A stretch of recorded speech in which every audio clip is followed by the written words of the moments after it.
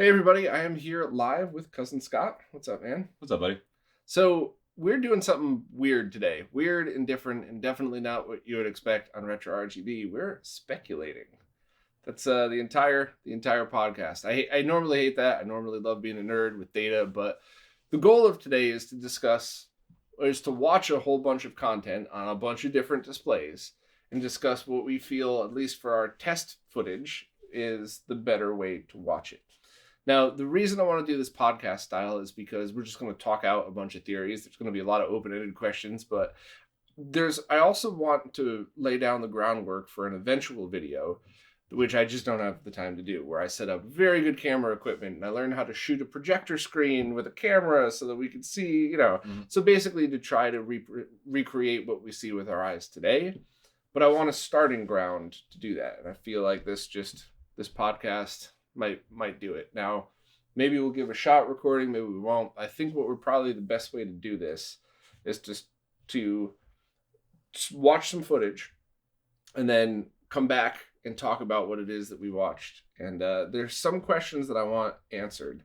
If you have a multi-format CRT, so something that does 480i and 480p, and you have, what is the better resolution to watch certain types of content? Now, this is an unanswerable question because it could be different for every TV show or movie, but my guess was always stuff that was like really shot for TV might actually look better in 480i because that's how it was always designed to be viewed. Like, those made-for-TV movies of the 80s and 90s. Well, you're talking about something where, like, the output that exists is, like, a 480i signal, right? Like, Some of that stuff might have been shot on 16 millimeter or something like that. And in some cases, they make beautiful transfers of them today for 1080p or something. But You're not really talking about that kind of stuff. Well, I mean, I am. But that's the stuff that I want to work out. So by the end of this, hopefully we could have a blueprint of what to test when we do a deep dive video. Or maybe we'll ask My Life in Gaming to do it because they're going to be way better at that than I am anyway. But stuff like, because I've found personally, going into this, I do have a bit of a preconceived notion because there was a lot of content that I always preferred to watch on a CRT that I actually think a decent projector. So you don't need to spend thousands, but like not a $50 Pico projector that you have your cell phone up to.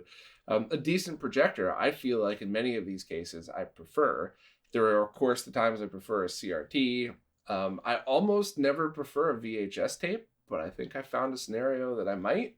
Really? And then, of course, the only thing that I think I know for sure for myself personally going into this is I don't like to see movies with a ton of film grain on an OLED TV, my 4K OLED. Because for me, everything, it's almost like when you scale composite video in that you don't just scale the video games, you scale all the artifacts as well. Yeah. And that's what my eyes see on the OLED. Whereas I think you had an opinion a few years ago that you think it's beautiful. It's art. It's part of absolutely. I was just about to say, like, that we're gonna have a nice argument over that because I love like seeing film grain in any capacity. And on 4K, if you're looking at something that's grainy, you sort of feel like, and it might be partially an optical illusion or a trick of your brain, but you feel like you actually have like an excess of pixels, and that the 4K image is actually able to like retain the randomness of that grain structure that you see. But it's very tricky to do that because like what you're talking about with like a grainy film image is something that is uncompressed.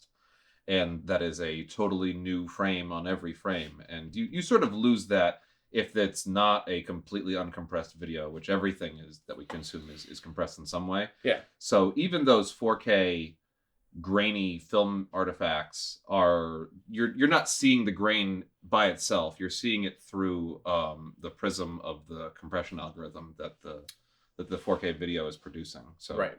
And I found that in some scenarios, at least my brain, I'm tricked into thinking that I'm watching a film projector when I'm watching it from a projector. Because I get that sense, your eyes see the light flickering, you hear the projector above you. It never gets perfectly dark on the screen, obviously, because you're shining a freaking beam of light at it. So that tricks my brain into thinking I'm watching film very often. So we're a bunch of old men too. So I wonder how the younger generation who grew up with all digital would view this stuff. But I couldn't possibly answer that, so we're just going to stick with with our opinions today. So, old man opinions only today. Yeah, get off my lawn. So yeah, strap in. We're gonna, we'll start with one. We'll come back and report back to what we watched and what we thought. And I'm sure this is going to annoy a lot of my friends because I have a lot of nerd friends that are equally as deep into this that I am that would really have preferred to see a side by side analysis and 100 different forms of media analyzed. But I don't. Yeah, that's a more in-depth video, more than we're committing to this evening, right? Yeah, Mark, Corey, you guys. Maybe will help, sort of. But all right, let's jump in and pick the first piece of content and come back. Exciting. All right, so it's even more complicated than I thought. It is complicated. It requires a very deep, sensitive eye to be able to have feelings about this kind of stuff. Yeah. So let's lay out the test, and it's actually many tests, not test. So we watched X-Men the cartoon on a DVD. We watched Shaka Zulu DVD, which I think it feels like it was shot on digital, not on film. I could be wrong. I don't know. It's got that weird. No. Shaka Zulu was probably almost certainly shot on film, but what we were looking at was it's like if you were to compare in our house, we have DVD rips and Blu-ray rips of the Next Generation. And the DVD rips of them were coming from the videotape masters, because that was an acceptable source to make a DVD of. And then when they came over to the Blu-rays, they actually went back to the original film elements. And I think that just in the case of Shaka Zulu, they just took the content that they had originally used for broadcast and then made their DVD out of that, is probably what happened. Yeah, I'm pretty sure you're right about that. And then we used Dream Theater Live at Budokan. And not only did we have 3 different sources, but we also watched it on the JVC 36-inch 480i only TV, 15 kilohertz. We watched it on the Sony BVM D32, and then we watched it through an Oppo UDP 203 Ultra HD Blu-ray player with a pretty good deinterlacer on a projector, on the BenQ projector. So now, this is not an apples to apples comparison, but I don't know that you ever actually could. You'd have to theoretically have all multi-format monitors and all calibrated. So this is more of a real world thing. And so essentially what we have is a very clean source, which was the Dream Theater one. I'm pretty sure that was shot on HD cameras anyway, or at the very least 480p digital cameras. I think you're right, yeah. And we watched it on multiple resolutions, 480i, 480p, and of course 4K when it was scaled. And just keep in mind, we're talking about those 3 sources, not video games at all. So when we mention 480i, we're only talking about this content. So what differences did you see? Did you have a preference? What did you really notice throughout all of this? Well, the most, observable phenomenon was when we were trying to watch Shaka Zulu on the projector. Because the projector doesn't really have a mode for projecting an interlaced signal like a CRT projector would, for instance. Right. So we had to feed it a digital basically, no matter what we fed the projector, it was going to upscale to 4K anyway. That's right. So we used the Oppo Blu-ray player to do the scaling for it, so that which is definitely a better scaler than the one built into a projector. Sure, yeah. So you're right. Yeah. And it just couldn't really handle it. It couldn't create an attractive image at all. There was all kinds of jaggies and what do you call that? A comb? I think you're supposed to call them combing effects. Combing effects, yeah. It was immediately and obviously apparent. Whenever anything moved at all, you could see a zigzag as clear as day. And there wasn't any way that we could futz with the settings or something like that to get rid of it, because it had to interlace it. So when we were watching them on both the consumer TV and the BVM, they both produced excellent results, I think, watching it in interlaced mode. Yes. But I think that the trick here is one of the points worth noting is that we were always watching something that came from a DVD. And well, we'll get to the next one later. So let's when we're talking about DVD content, which is sort of another way of saying the kinds of content that most people are going to be consuming, if they're not looking at old VHS tapes probably, is that most of that content had at least an overture towards a progressive scan kind of effect, like in the mastering of the DVD, which is why the Shaka Zulu DVD is so useful in this context, because it really doesn't appear that any effort was made in that regard. Um, and you're always seeing it through the filter of that transformation to take it from whatever we probably saw it on television originally in the 80s or the 90s to when it was created for DVD consumption these days. Almost everything that was maybe viewed in a interlaced format or transformed into an interlaced format when we consumed it in the 80s and 90s has probably been prepared in something that we would see today, that's something that's meant for a more modern display. Like a DVD is sort of like 1 foot in, 1 foot out, obviously, but like everything that's streaming, of course, is trying to be transformed for an HD display. And some of the work that goes into making it ready for modern displays goes a long way towards making it more palatable, even if it's a little bit less authentic, I think. Agreed.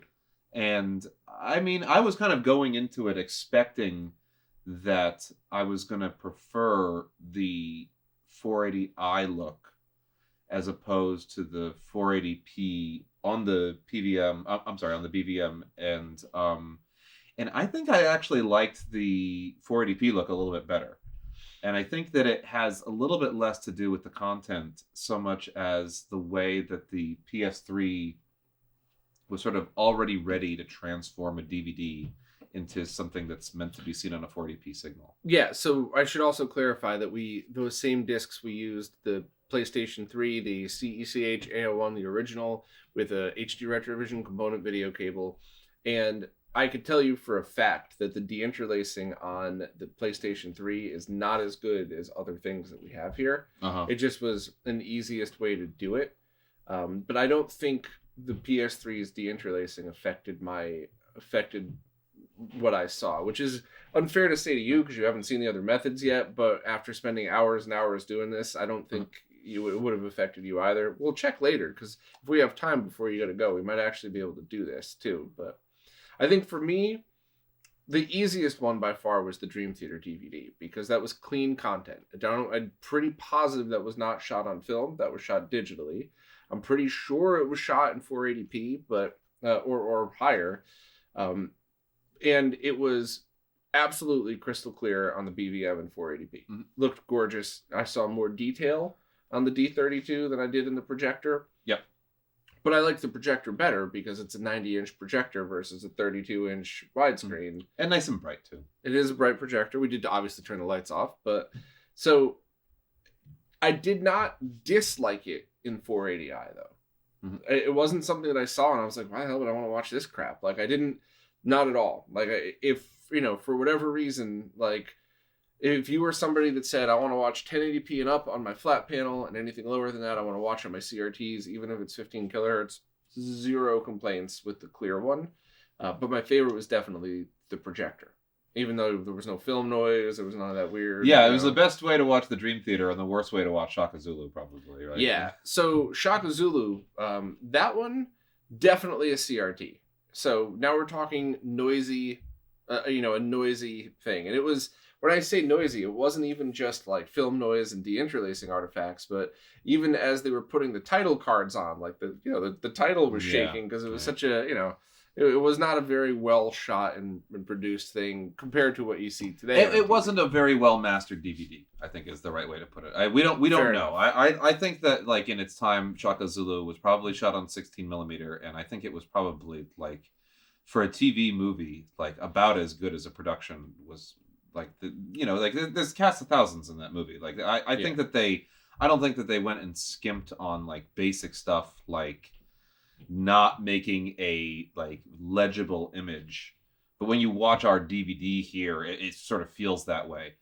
I remember when I was going through film school and like when I first got into like in 1999 when I was principally watching movies on VHS, like there were movies like a great example is Suspiria, which is among the great movies, one of the more beautiful movies ever made by Dario Argento, and it was such an ugly piece of junk when I watched it on VHS. I was like, this is an ugly movie, which is like anybody who's seen Suspiria would be like, what planet are you on? Like it's one of the most beautiful movies ever made. And you know, there's movie after movie after movie that like was made with every effort to make it as beautiful as possible. But when we saw it on like, you know, back in an era when they didn't have the means and a lot of people didn't have the wherewithal or the interest in making like the world's best copy of Texas Chainsaw Massacre is another great example. That you think that movie is like grotty and ugly and like was shot on bad tape or something like that. But only recently did they make a good Blu-ray of it and you're like, wow, this movie looks great. Like how is it that like I thought that it had that effect? Well, there's a psychological effect of watching like badly transferred video, and sometimes you kind of psychologically connect it being like, well, it's supposed to look that way, or like there's something that's supposed to be kind of like, you know, unpolished about this look, and maybe it contributes in a way that's meaningful to some films. But I don't think that like in the case of Shaka Zulu it was intended that way. I think that we just have like a bad disc. I think in the case of Shaka Zulu, the purpose of that was to just present something that Western audiences hadn't seen. It was early 80s or something, right? Or mid 80s? Or... I couldn't tell where in the 80s, but it was in the 80s. Because I remember being a little kid, and I remember that scene where they were like, you know, why aren't you wearing your flip-flops? And he's like, we don't need stupid flip-flops here. Like, yeah, badass. That was awesome. Mm-hmm. So, like, that, you know, that was kind of cool. For me, though, once again, this really pushed forward the whole how good a BVM is, because I did not like Shaka Zulu on the BVM in either 480i or P, because you saw all of the crap. Yeah. You saw that one actress's horrific makeup. Oh, bad makeup jobs. Yeah, especially on old TV shows. As they didn't, it wasn't a concern at all for standard video. Yeah, it is just like watching it on an OLED in that, you know, in the BVM, I mean, in that you see too much detail. So I feel like 480i is the way to go. Or if theoretically you could have crappy 480, like a worn VGA monitor. But I mean, I've done some experiments. I know this is all stuff that I should separate, but I have done some experiments that show that a decent, like, consumer grade VGA monitor in 480p looks just pretty damn close to a 480p BVM. Okay, very, cool. Very close. So for me personally, I preferred the consumer grade TV, and I preferred 480i just because it was kind of meant to be presented that way, but it also hid a lot of the garbage in there. For sure. Yeah. Especially for the Shaka Zulu. But I'd say that like the X-Men also looks pretty good on that one too. So that's the thing that I'm not understanding, is that I thought X-Men was totally fine on the projector. There was some combing artifacts, but not enough to make me pull my hair out like with Shaka Zulu. It looked great on the BVM, but I think for whatever reason I preferred 480i, and I don't know why. And that could just simply be that the PS3's deinterlacer isn't that good. So if we put it through the VP50 into the BVM, maybe that would have been the best. But I just, for whatever reason, 480i on either CRT I thought looked just awesome. Or maybe it's my subconscious because I watched that when I was a little kid. It's absolutely that's definitely a case where you probably consumed a lot of it as a kid. A lot of X-Men. You know, you want it to get back to that place where it's like, this is the way I remember it looking, especially for something that you watched a lot. I didn't have anything remotely close to those two TVs. I sure as fuck didn't have a D32 BVM, and I also did not have a TV as nice as that JVC 36-inch growing up. In fact, I didn't even get what I would call a really nice CRT until like 2000. Like the ones that weren't terrible, but like not that you would consider nice. So I had that like flat glass CRT Sony with component video inputs. That was like the first nice CRT I had, and that was long after the X-Men days. So that I think, was it the combination of my subconscious watching that on a CRT and now watching it on the best CRT that made it that way? I don't know, but I definitely preferred, for whatever reason, 480i and either one, the BVM. You know, the one thing that I have noticed consistently every time we watch something is that, you know, the D36, the JVC consumer grade, is much bigger than the 32-inch wide Sony. You could fit that 32-inch wide almost inside that 32-inch. And anytime there's especially 4x3 content where there's just that much more screen real estate, I prefer the bigger screen. Yeah, I'm with you on that one too. I mean, like your screen is so. As a matter of fact, like your BVM, which is a widescreen monitor, it sort of seems like. I mean, I don't know exactly what you use it for, but when I'm using my BVM, it's for 4.3 content. Oh, it's tests, right?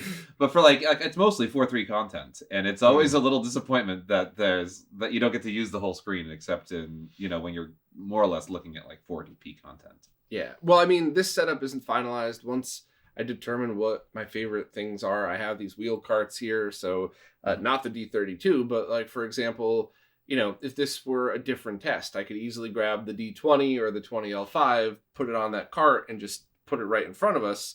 So our field of vision has the same amount of screen filled up as it was. And that's true. When I'm using my BVM back home, I'm always a lot closer to it because I have it on my cart and I kind of roll it out to be like about like this far away from me or so. And we were, sitting on the couch over here. Yeah. By the way, shout out to all the people that made their own rolling carts. That was cool. We did that 10 years ago, pretty much. Yeah, 12, and I'm glad to see people picking up on that. That's definitely the way to go. So my nothing has changed my perception on this. The stuff I've been word vomiting in the Q&As have been pretty much spot on in that every content we've seen is going to be pretty different as to what the preference is. But generally speaking, clean content, blown up to 4K on a giant 90-inch projection screen. Even though the screen itself is garbage here, the projector is pretty good. So I prefer that for clean content. I don't know what it was about X-Men. Maybe it was my subconscious triggering that. But normally I would have said X-Men probably would have been cooler on the big screen, but I did prefer it on a CRT. And the dirty print of Shaka Zulu, I almost said the dirty Shaka Zulu, definitely didn't mean that. And that one would definitely benefit from CRT usage. Yeah, I mean, and there's another class of video content that we haven't really tested with in this context, which is sort of, in some ways, the most important content, which is the everything that we were talking about here between X-Men, which it's animation. That they weren't drawing and interlace. So just we know that the original format of X-Men was something that was progressive, but it was probably, again, like our DVD was probably ripped from whatever was prepared for broadcast. Same thing with Shaka Zulu, and then the Dream Theater is something that was like some progressive scaring content in the first place. But there's, there is content that was like originated in 480i, and I think that coming up with the best way to view that content is for preservation purposes is the thing that'll be the most valuable, and like that includes a lot of experimental film. Jean-Luc Godard was shooting in standard definition video for about a decade. There was a lot of straight to video horror films that came out between the like early 80s to the mid 90s that were only ever to be like meant to be consumed in VHS and were shot on VHS. Those films are all going to be 480i in nature, and people's home movies and stuff like that. Like if you were to say, let's go back to experimental film, for instance. Like if you were to say, like, okay, here's an important piece of like experimental film history that was shot on something for 480i, and we're going to put it in a museum setting. Like, what is the best way to do it? Well, that's a worthwhile question to ask ourselves. And like, well, I think we could say for sure that like a modern video projector is probably not the solution. And maybe there's a universe where using an old CRT projector will be appropriate. But if you go to, like quality museums that show video art, they utilize BVMs like quite extensively. And I think that we would find that like that would almost certainly be the preferable medium to consume content like that. Yeah, I think you're probably right. The only other thing to add about the deinterlacing, I have done experiments with the DVDO VP50 with clean content. I've done actually plenty of experiments with all kinds, but the one thing I did definitely notice is that, yeah, it does deinterlace better than the Oppo UDP 203, but it also maxes out at 1080p. And when I send it to that projector, which has a garbage built-in scaler, it actually ends up looking way better with the Oppo because you get some more deinterlacing artifacts, but overall the image just looks better because it was scaled all the way up to 4K. So you're not relying on some crappy built-in scaler. but it's always different with bad content. With bad transfers, whatever else. But I do have to try to find, because you were right about we were using sources that were all originated from probably film or 480p. So how often would somebody run into watching the stuff that was shot in 480i? Like, what about TV shows? Like, I used to test with the Golden Girls DVD, which I have no idea where that is, which pisses me off because we got lost in St. Olaf or something. But I loved that show, and wasn't that also shot just on it's TV? a little, it was something I was actually Googling when we were looking around. It's difficult to identify what shows were shot on standard definition video. A lot of some of that information is lost. Like good examples, like things that we know were definitely shot on video, or like Norman Lear productions, like definitely All in the Family. I think that The Jeffersons and Good Times as well might have also been shot on video. And throughout history, like some of them were shot on video, but surprisingly, it goes back to I Love Lucy. Like prior to I Love Lucy, film like sitcoms were shot on like Vitaphone or something like that, and it was a format that was meant for like live television broadcast. And after it occurred, after the sitcom had like happened, it didn't exist anymore. And for instance, it's only because they took some of their like very fragile recorded content and then photographed a screen of it that we still have, like The Honeymooners, if I'm not mistaken. And one of the innovations of I Love Lucy was that they were like, I want to shoot it on film because I want to have something archival for reruns. And obviously that proved to be extremely valuable for the history of television, and certainly for like the pocketbook of Lucille Ball. But it wasn't until like the 70s that I think they ever even tried to shoot a sitcom on video. And then after that, most of them were still shot on film. I mean, like, I remember like back in the day, like, I knew somebody that worked on that 70s show. It was shot on 35 millimeter. Like, a lot of that stuff was actually shot on film. And anything that doesn't look like garbage, it probably was. And then some stuff that you'd think was shot on film or like shot on video, like a big question that I have is that we love Frasier in our house. And if you watch the old episodes, like the first 3 or 4 seasons of Frasier, it's like poor quality standard definition on like all the streaming platforms have the same content. It's, if you watch it on Paramount Plus, if you watch it on Netflix or Hulu or whatever, it's always the same. And then somewhere along the way, it pops up and it just appears in HD. And I don't know if that is because they actually switched over from shooting on video to shooting on film, but it's probably they shot it on film and just lost the masters. Mm-hmm. That's like a great crisis that happened with The Simpsons, for instance. There's actually the story of The Simpsons is more complicated, but like there's a chunk of content in the middle of the history of The Simpsons that there's nothing but standard definition that's ever going to exist anymore, and they can try to upscale it and stuff like that, but like the HD, like the high quality content of it is gone. And it's that kind of content that is going to be particularly tricky to pick the superior medium to consume it in. But there are TV shows. Certainly, if you watch old ball games or something like that, if you watch, I can't remember the name of the channel because I don't have TV, but there's a channel where you watch old sports numbers, stuff like that, right? I think that if that's something that you're into, like all of that content is going to be in interlaced video, and picking the right way to consume that would be a matter of like to be careful about. You brought up a good point that I think is funny. Is I love watching football so freaking much. I've never in my life gone back and watched an old football game. Never. Neither have I. And I like, it would be one thing if I was like, I don't really care about all sports, which would be fair. Why would I? But like, everybody who's seen my social media sees what I do every Sunday to watch all the games, and it's like, you're Back to the Future 2 rig over here, right? Damn right. All right, so I have another idea. Let's check out another set of stuff, and we'll meet you back here, I guess, in a second. All right, let's do it. All right, I gotta just do this on camera. Dr. Strangelove, brand new VHS tape, never been used. Cut the seal for the very first time. Oh, something fell out. Well, I'll get that in a minute. All right, so I chose that one very deliberately for a whole bunch of reasons.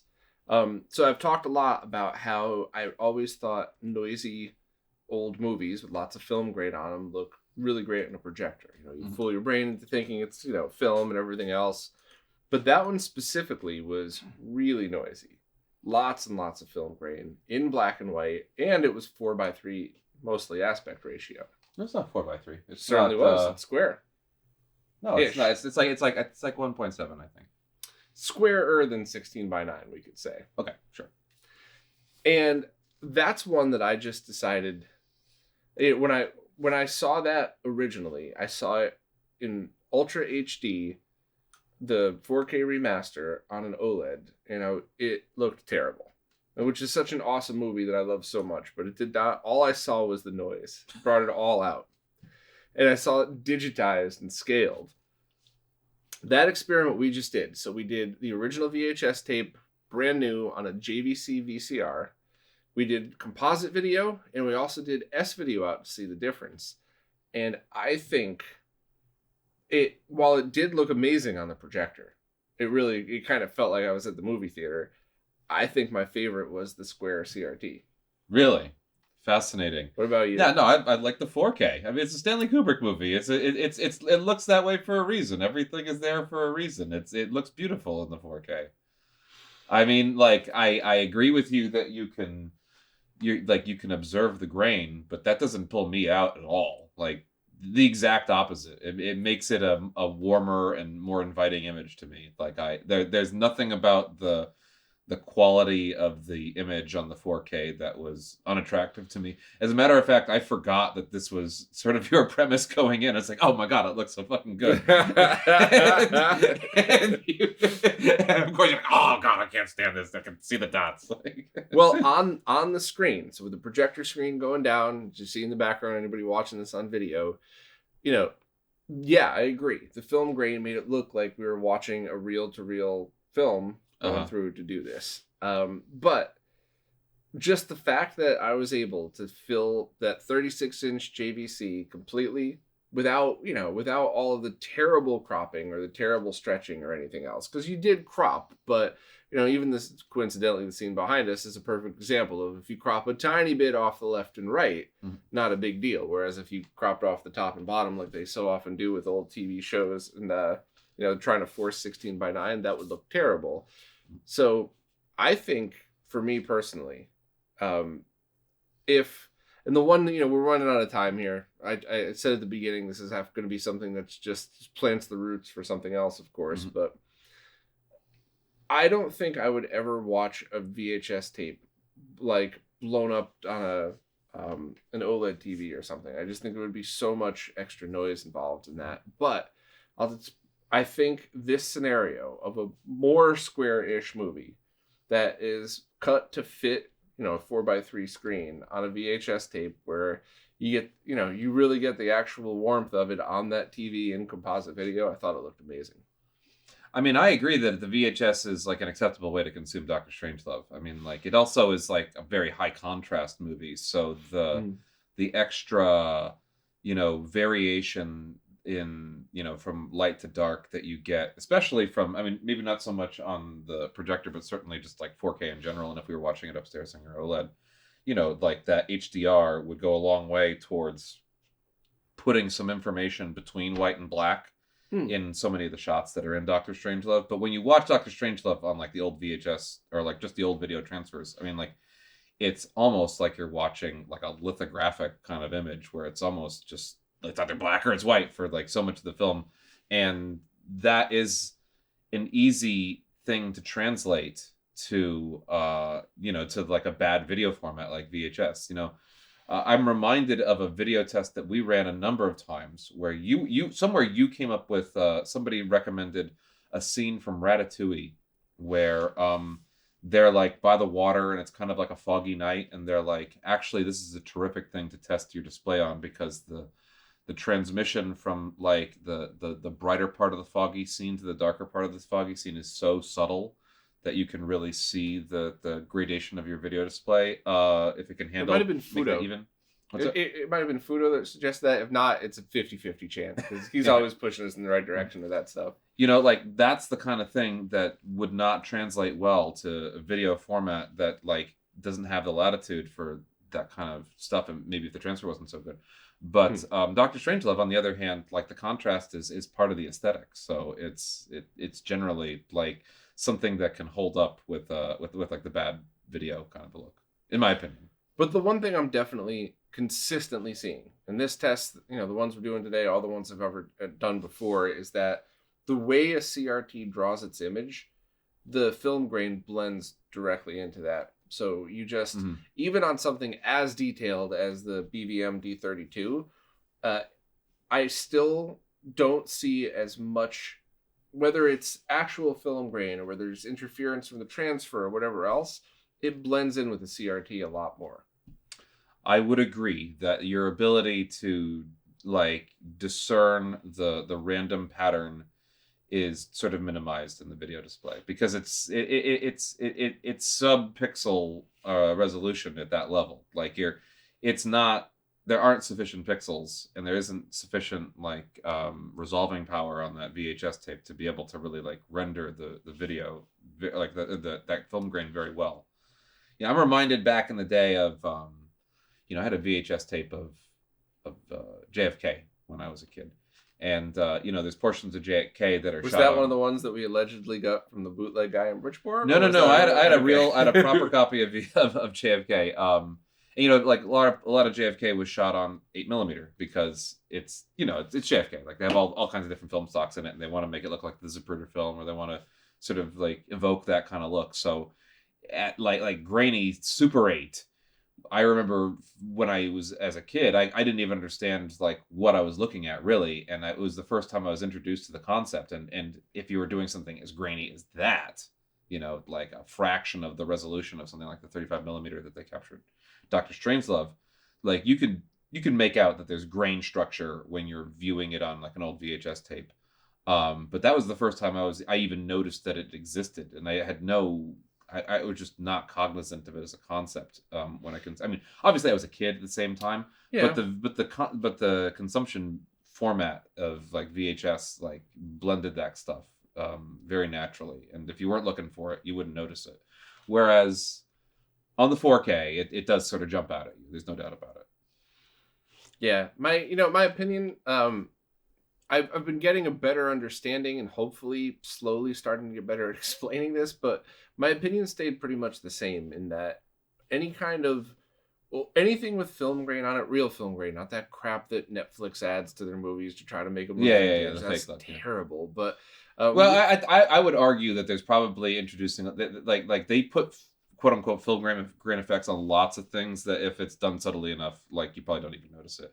Because there's a lot of people that feel that like the unadjusted video look has an effect that either evokes like a Michael Mann kind of a look, which isn't for everybody. I mean, I love Michael Mann films, of course, but or like a sitcom or like a soap opera kind of look, and they can make it a bit more palatable for like audiences that are used to the quote unquote warmth of like the film effect. Even still today, they're using like small amounts of film distortion to soften up images a little bit and make them a bit more, especially if as it comes to like makeup for women and lighting on women's faces and stuff like that. You can put a filter that like softens it to make it more attractive, and they're doing a lot of that kind of stuff, and you don't notice it. Now, on the other hand, there's that new Lakers show or something like that where they like crank it up to 11, and that kind of stuff obviously you notice and you can have an opinion about it one way or the other, but like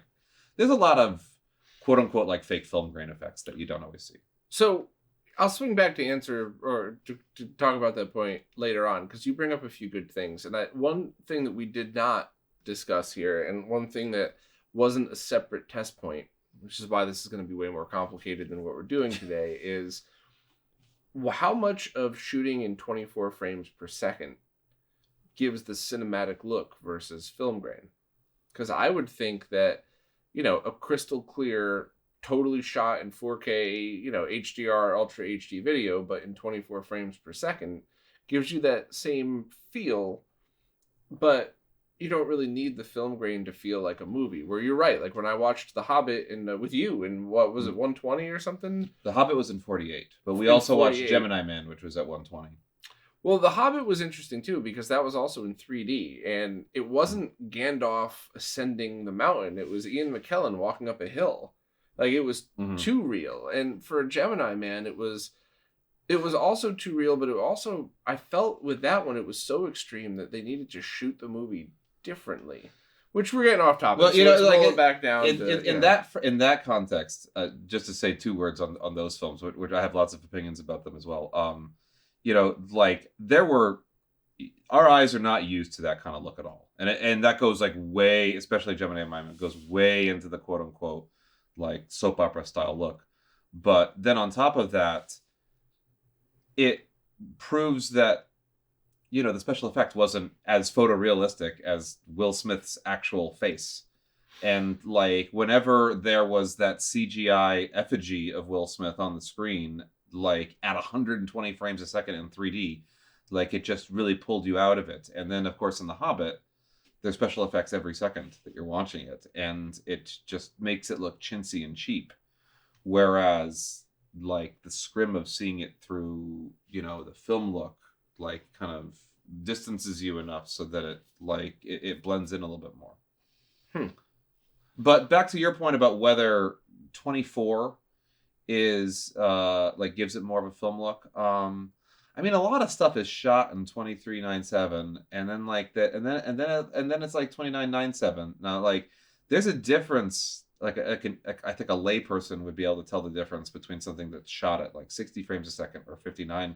You know, like 1080i, like a football game or something like that. Yeah, you mean shot at 60-ish versus 24 or 30, not 59 versus 60. Yeah.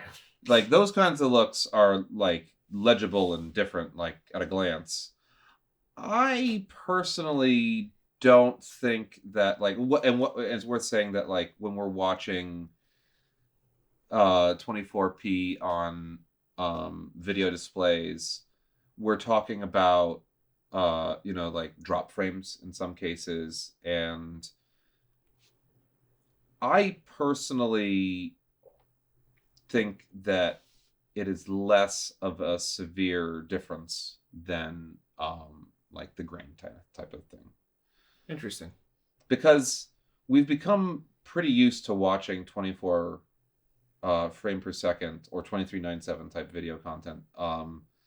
And I don't think that it like has the shock of being different to our eyes lately. But to your, you know, if we were to go rewinding and back what we were talking about, like in the, you know, the analog video era, I think it was something that felt distinctive, but that was probably had more to do with it being progressive and, you know, like an individual frame rather than an interlay signal. But that's my opinion on that one. I think that this is another area that like there are people who have like very strongly felt opinions about these kinds of things. And in the video game world, you know, where 24 or 30 or 60 or whatever it is much less standardized. And even within a game that's like purports to have one frame rate, like it might be falling below that just because of the processing power. Like there's much more strongly held opinions about that kind of stuff. But when it comes to like movies, I think people are just sort of like used to the 24 look. Yeah. Yeah, that's pretty interesting. And I wonder how that all kind of translates to all of this stuff. But I think for me, you know, to circle back what, you know, we get a little sidetracked on, I don't think anything's changed in that if something's shot digitally or something like, which, you know, we didn't show tonight, but like the Jaws, I think it was the Ultra HD of Jaws or maybe even just the Blu-ray, but like if it's scanned and cleaned in a way where, you know, you still get film grain, but you don't get like the weird artifacts, right? So if it's done in a way where it really reflects the original, like Jaws, and not like Predator, where it looks like you turned on the RetroTink smoothing filter for that. Like, yeah, well, that's not about film grain. That's about like image smoothing and all kinds of graffiti that they're putting on top. Yeah, of that's terrible. Not the same thing. But just cleaning up, because I think when I watched the documentary about the Jaws remaster, they looked at every frame. And they tried to decide, and I'm doing this from memory, and I've been going for, you know, I don't know. I was up at 7 and it's 10, so do the math yourself. But I think I remember that they were saying they looked at each individual frame and they tried to clean it up as much as they could without changing it, without doing what they did to Arnold's face in Predator. So actually, they did a good job with Arnold, and everybody else got screwed over. But so in a situation like that, where the movie has been cleaned up to the point where it feels like something modern shot on film that was then transferred to digital, anything's fine. But as soon as it starts to get a little dirtier, a little more of the artifacts, a little more of the film grain, especially anything that was, made for TV, I start to really prefer either the projector or the CRT. And I really just I don't know if I have a set, like, this is how I'm always going to watch this content. This is all I'm always going to watch that, other than what I just said. So basically my analog setup's down here. So everything like that is going to be done here, and everything digital will be upstairs. But like, we started to watch the Star Trek remaster, the one that was just released on, what was it, Paramount Plus or something? Oh, is it on Paramount Plus? The Star Trek, like Star Trek the motion picture? Whatever Picard is on is what this is. Oh, on. the new show. Oh. No. The same streaming service as Picard has Star Trek the motion picture, the new version. Oh, okay, yeah, it's Paramount Plus. And I fell asleep. I was so exhausted I couldn't make it through. But I slow movie.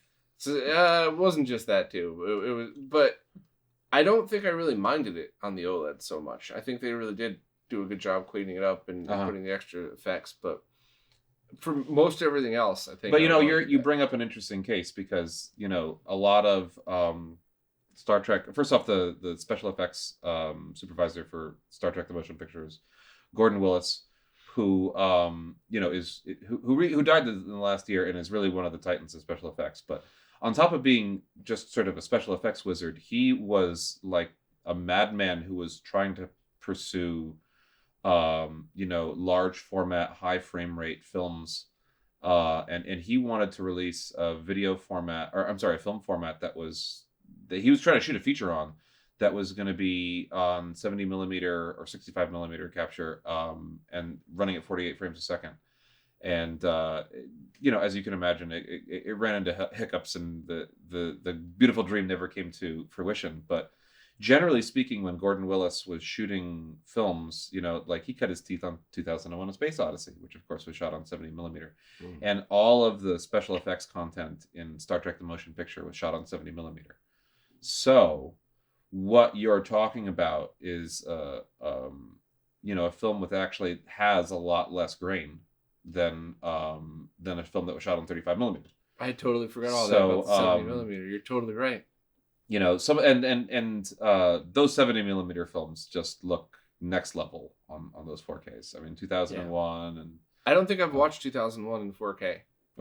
I'm definitely missing out. I'll have to do that experiment. Yeah, we got to do that experiment. Yeah. Count me in on that one. That's my favorite movie, so I'll watch it anytime you want. Yeah, we kept missing. They were showing it at one theater in Brooklyn in 70 millimeter, and we kept missing. I don't miss it. I've seen 2001 on 70 millimeter 5 times. I kept missing to meet you with it. So that's right. We were going to go together. That's right. Yeah. Yeah. So a little aside, what'd you think the speaker setup down here? Oh, so beautiful and clear. And one of the advantages of the suburbs, like even if I had like a nice setup like this, I probably couldn't play it loud enough, for the sake of my neighbors and for the sake of my daughter. Like I haven't listened to something this loud except when I'm in a movie theater in quite a while, and it was crystal clear. But that was the thing that really got me, is it wasn't that we were cranking the volume, is that it was so full. Yeah, it has nice full dynamic range for sure. And I absolutely noticed the difference. Is it just no subwoofer? It is 2 bookshelf speakers. Really one good. Amplifier. I did a whole video on it that hopefully aired the day before this one, unless I screw something up tomorrow. I'm gonna go watch that one. Yeah, but and not only that, another thing that I definitely noticed when we were switching between Dr. Strangelove, and I know part of this is the remastering of the soundtrack, but going from the VCR into this amp to the Oppo Blu-ray player with its very good DAC into that same amp, the audio of Dr. Strangelove just opened up. And remember, we're going to 2.0, so it's not like we went from 2 speakers to 5. This is the same 2 speakers. So yeah, I was blown away about that. And it was one of those things where I had the surround sound in New York, but I didn't even buy a subwoofer. I bought the cheapest amp. I think it was a $175 Denon or something, because why would I spend more money on something that I could never use? Yeah. So now I'm finally starting to be able to enjoy the audio. And that was, that really, but my mother came over a couple weeks ago and we did an experiment where we watched Avatar 3D upstairs on the 4K OLED with the surround sound ELAC speakers and same terrible Denon receiver. We came down here, watched the same 3D movie. We picked up where we left off on this projector. Mm-hmm. And this is off of a 3D Blu-ray, basically, right? Yes. So it's 1080p. Correct. And and same player too. I brought the Oppo player down and everything, okay. So it was as much of the same as possible. Everybody subject your mother to this stuff. Oh, she thinks it's funny. She knows. I mean, she made me. She knows I'm a fucking nerd. Everybody hands down agreed on the same two things. The OLED TV was definitely clearer. Absolutely, no doubt. Of course it would be. They preferred it here because just the bigger screen, you're immersed in it, especially with 3D. And the special effects were cooler upstairs because of the surround sound. But everybody preferred the stereo in here better, which means now I have to save up for another amp. So hopefully, I'll do another Whatnot stream, sell all the extra stuff so I can buy another amp. But yeah, so that was pretty impressive about this down here, and that I just couldn't believe that 2 speakers could sound that amazing. So I was pretty impressed. Which ones are they again? Ascend Acoustics, fully magnetically shielded, totally safe to use with a CRT. And if I didn't have something bad happen this weekend, that video would have gone out yesterday and the day before this video. So I want them now. Yeah, oh man, I'm very impressed. Yeah. So, suggestions for you and suggestions for us. Suggestions for people that want to mess with this: take any VGA monitor that still works. Something that if you load up a white screen and it's all yellow, don't take that one. But other than that, any VGA monitor that still works. You could even get something like a component to VGA transcoder, and you could connect a PlayStation 3, anything that outputs 480p, and you could do the same type of experiment about that. If you're lucky enough to have a multi-sync monitor, that's easiest because it's more of an apples to apples. An easier thing might be get like a 20-inch consumer grade TV and a 20-inch VGA monitor, and you could do all these experiments yourself. You don't need fancy equipment. And in fact, a lot of the stuff I have is just basic video game things. You could get 480p and 480i from a PlayStation 2 if you're using component video. You don't need to spend a lot of money to do these things yourself. The only thing that I would definitely say is that any not garbage projector should be fine. Don't get one of those Pico projectors you plug into your cell phone, and it's but anything about this that you would suggest that like other nerds like us should try? Is there anything that stood out, anything that you wanted to I mean, I think I would just say that like it should be stated explicitly that the purpose of this experiment is to measure like what you find aesthetically comfortable for yourself. Yes. Like you aren't ever doing apples to apples, like you said before. And like, by the numbers, it really shouldn't even be an argument that somebody would prefer to watch a VHS tape of Dr. Strangelove than a beautiful 4K transfer of it. Like, it's only because you have an aesthetic preference that that makes it attractive to your eye. So you should approach this experiment through that lens of saying to yourself, like, what is most comfortable to me? I think it's distinct from like a lot of the video testing that you do on the site, which is to say, like, you're measuring effectively, like what the first level of Sonic the Hedgehog looks like over and over and over again, and right. Identifying those, as much as you can with numbers. Like, here's how it's different, and this isn't that experiment at all. No, I think, but much like gaming, there's an infinite amount of right ways to do it, and there's some pretty clear wrong ways. Laggy scalers, progressive scan, being deinterlaced, and but I don't think there's too many wrong ways to go about watching movies. I do think that you should try to watch it on a display where you're focusing your attention to, because a lot of people shit on people who watch movies on cell phones, but I always push back against that because we had tiny ass TVs as a kid. Well, I shit on people who watch movies on cell phones. They suck. Nobody should ever watch a movie on a cell phone. That's bullshit. I don't know. If you have a really nice OLED cell phone, you propped it up and you're paying attention. I resent my daughter for watching videos on a cell phone so much I can't even tell you. Still, I had a 10-inch TV for a while growing up. That was it. It was my TV. That's okay. 10 inches is fine. A TV is fine. It's a phone that's a problem. Oh, phones are like, bigger than an average PVM these days. Yeah, you kidding? probably right. I would say another important part to this experiment is that if you're dealing with obviously the CRTs are the way they are, but you got to make sure that you do the basic of turning off the motion smoothing and the vivid mode on your displays and all that kind of stuff is the barrier for entry. To say that there is a wrong way to do it, that is wrong. You shouldn't. I have no patience for turning on all that smoothing and motion scaling and stuff like that especially for movies. If it's I've heard people say that playing a video game with motion smoothing is easier for their motion sickness, or I want to watch a sports game with the motion smoothing and something like that. But movies are you should try to transmit onto your screen something as accurately as what's on the video as possible and not introduce those extra artifacts. What you're doing there is basically adding via algorithm the kind of stuff that we were bemoaning about the Predator Blu-ray transfer a few moments ago, and that's going to contaminate everything you observe. So if you like it that way, then go with God, but it's not going to be a meaningful experiment in this kind of a lens. So I mostly agree with that.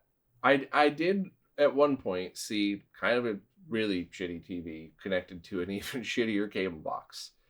And I turned off all the settings like I always do when setting up a TV. And then it looked better with them on. The combination of the crappy TV and the crappy cable box, I can't believe I'm saying that. So, but at the same time, I also, I was at Destiny's one time. We took her the 120 hertz OLED, the C1, I believe. And we took a grainy movie and we tried turning all of those things on and off. We tried trying BFI mode, all of those things, and I didn't like any of them. I liked just turning everything off to watch a movie, and that was it. That's the way I like it too, for sure. Even a movie with a lot of film grain that I normally would be like, ugh, after seeing it with every setting turned on and every combination of setting, as much as I would have rather seen it on a projector, I've just definitely preferred it with it off. So. Yeah, that's a good point, though. Turn all your settings off if you want it. But it's also respectful of the filmmakers. The filmmakers went to make it look at one way, and then you're adding stuff on top of it. You wouldn't watch, The Godfather and then turn the red all the way up. You try to render what the filmmaker intended when you watch the movie. Yeah, for me personally, after what I've seen, especially with attention spans falling through the floor in the past, 10 years, worse than when we were kids, is that I would rather see somebody leave all of the settings on a TV than watch a movie while scrolling through Instagram on their phone the whole time. That's another insult to the filmmakers for sure. Yeah. So I guess we're getting a bit off topic. But to conclude, while this was a primer for what we're going to do next, what would you like to see? What would you like to do yourself that, you want to hear us talk about? It's probably going to be a couple months before we could swing back around and do this together, but I certainly could prep some stuff. Hopefully I continue to finish the room to the point where we won't have to stop and spend 15 minutes unplugging wires. Yeah, I can just whip out a cell phone, my Extron Crosspoint app and start doing all this. Oh, you said you were going to press a button. I didn't know you were going to have an app. Oh, yeah. Yikes. Our fellow nerds made an app. So I want that app. Yeah, we're going to... So that's going to be a couple months away, but I really want to follow up with this and do that again, because stuff like this is, I like watching movies more than I like doing this, but I love doing this too, and I also like it so that when I go to watch that next movie, I could kind of have a sense of I think I want to watch it on this display with this processor with this that, and it's so yeah. Would all of you like to see us spend our time, or you could even call it waste our time on? That's fine. I don't really care. I love this shit. So. How about you? Was there the only other thing in the future that I definitely want to be testing is there ever a time to watch a VHS or Laserdisc on anything other than a CRT, really? On a CRT, I think that there's a universe where we didn't really do much experimenting with watching We didn't watch any Laserdiscs, but we didn't really watch a VHS on a projector. No. I mean, I think that there's a universe where you could watch a blown up VHS image, especially if the nature of what you're watching is like the medium is part of the image that you're supposed to be looking at. So like, let's say you were watching again, like an experimental film where you're supposed to be observing the quality of the VHS tape, then like blow it up and pay attention to it.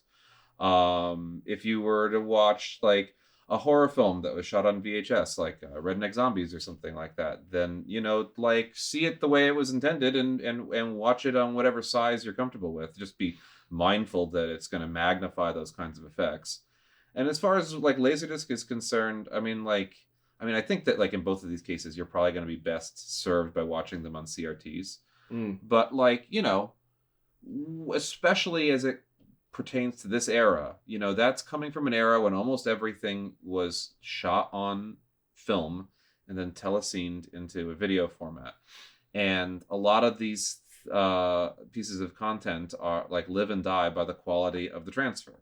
Yeah. And, I remember when I was like moving into the Laserdisc era and then moving into the DVD era, and a little bit less so with the Blu-ray era, but like, just watching films that just started off looking like such garbage, and then they made a proper transfer of it, and you got to appreciate their beauty for the first time.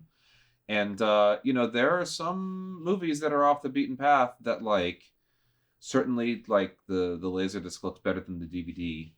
Probably it's pretty rare that that's the case on like the Blu-ray era, because you get so much more information on the Blu-rays, and they've gotten better at doing these telescenes at this point. But like, there are opportunities. I think there's cases, especially in Laserdisc, where there were excellent transfers that are probably meant to be taken care of and presented in like the optimal way, and that really will shine.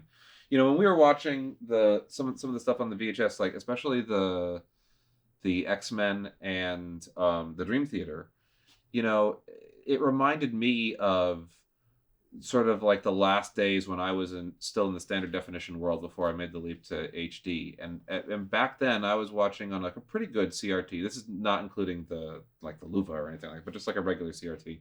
And I was watching a lot of stuff through S-Video.